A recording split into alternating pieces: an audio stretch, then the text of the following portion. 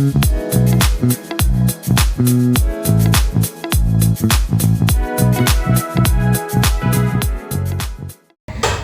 guys, selamat datang kembali di podcast Bahasa Kita.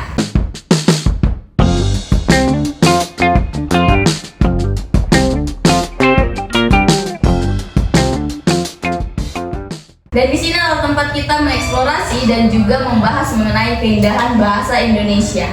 Perkenalkan, saya Christine Pasaribu dan rekan saya. Halo, saya Arlin. Nah, hari ini kita akan membahas topik yang sangat menarik dan fundamental dalam linguistik, yaitu semantik.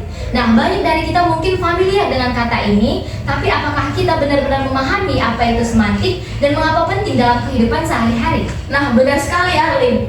Dan untuk membahas topik ini, kami sangat senang bisa menghadirkan yaitu narasumber yang sangat luar biasa, yaitu Kak Rahma, pemimpin umum UKM Persma Kreatif Unimed. UKM yang bergerak di bidang jurnalistik dan tentunya sangat memahami pentingnya semantik dalam dunia komunikasi dan penulisan. Selamat datang Kak Rahma.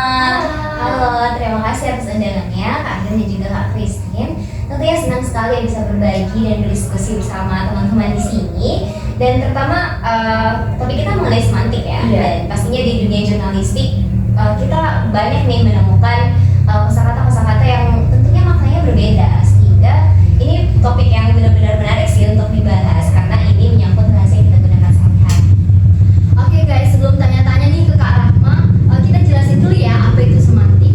Nah, jadi semantik itu adalah ilmu yang mempelajari mengenai makna dalam bahasa. Misalnya kata rumah.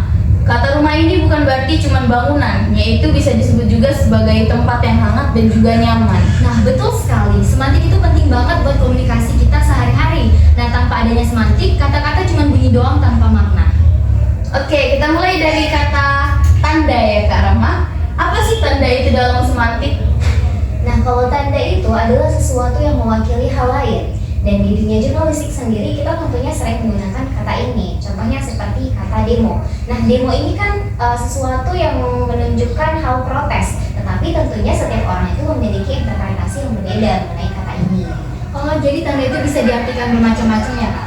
Iya betul, dan di dunia jurnalistik tentunya kita harus berhati-hati ketika memilih kata agar maknanya itu dapat tersampaikan dengan benar. Nah, terus mengenai lambang itu gimana Kak? Nah, kalau lambang itu adalah tanda yang hubungan dengan objeknya itu telah melalui kesepakatan.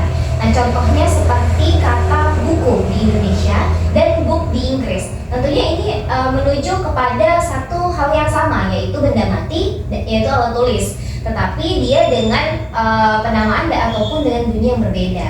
Oh, jadi lambang itu kayak kesepakatan gitu ya Kak? Iya, benar sekali. Dan di dunia jurnalistik, kita juga harus paham mengenai hal ini. Contohnya ketika kita menuliskan kata petugas dan juga aparat. Nah, ini kan ujungnya itu sama-sama orang yang sedang bertugas ataupun orang yang sedang menjaga sesuatu di suatu instansi misalnya.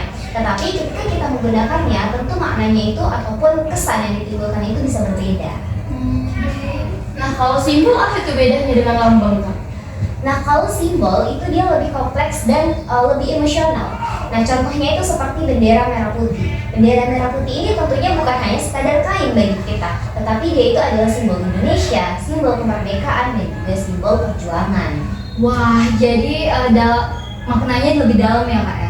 Iya, benar sekali. Dan di dunia jurnalistik kita tentunya sering menggunakan simbol agar membuat pembaca itu lebih tersentuh. Contohnya ketika kita menyebutkan pendidikan. Nah, pendidikan itu bukan cuma soal sekolah, tetapi itu adalah simbol harapan dan juga masa depan. Nah, sekarang kita soal konsep. Gimana sih konsep itu berperan dalam semantik? Nah, kalau konsep itu merupakan gambaran umum yang ada di pikiran kita. Contohnya ketika kita mendengar kata kucing. Dan tentunya kucing itu memiliki bentuk ataupun gambaran umum yang berbeda-beda di setiap pemikiran orang.